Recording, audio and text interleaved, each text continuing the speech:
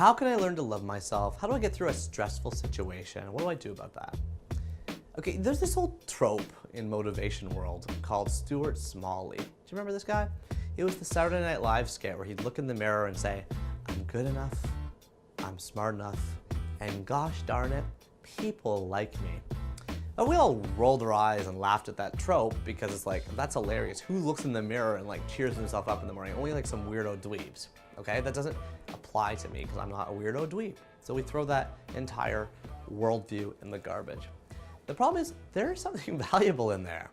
There's something valuable. There's actually been a study done that shows that if before you get out of bed in the morning, if you can actually force your mouth into a smile for 30 seconds, it reverts back into your brain and you feel happier.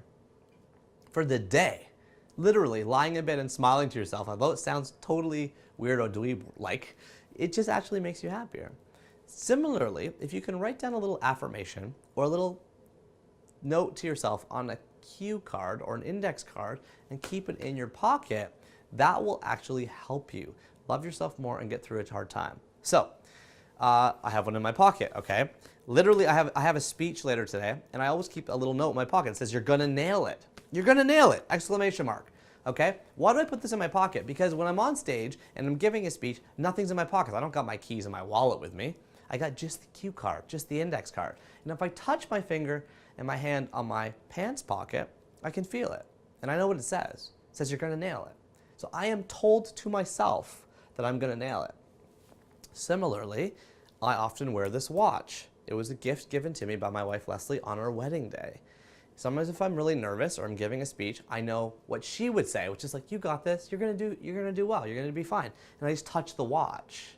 Okay, some people do that with their wedding ring. But can you put something in your pocket or on your body that you can touch and get a message played to yourself that you did not necessarily say? Okay? So when I put a cue card in my pocket, I make the message arm's length from my own brain. It's not my brain saying you're gonna nail it. It's the cue card in my pocket talking to me. Sounds funny, sounds trite, sounds weird. I know, sounds a little Stuart Smalley-like. It works for me, people. I wouldn't tell you this if I didn't use it. So I'm actually telling you, whenever I go on stage, I have this little cue card in my pocket. What else could you write in a cue card to get you through a hard time? Okay? I have a friend, Michael Balgay-Stanier. He wrote a book called The Coaching Habit. When he goes to a party and he's got some social anxiety, he'd leave a little note in his pocket saying like, ask questions, listen more, or whatever it is. Just 2 or 3 things. He touches the pocket and he reminds himself what he wants to say.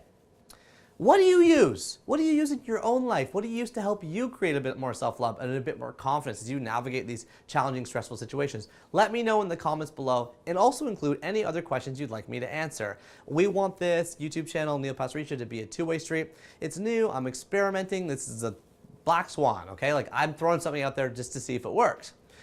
If it works, let me know. Let me know that you watched this. Let me know that you resonated with it. Let me know that it worked for you. And let me know what other comments or questions you have.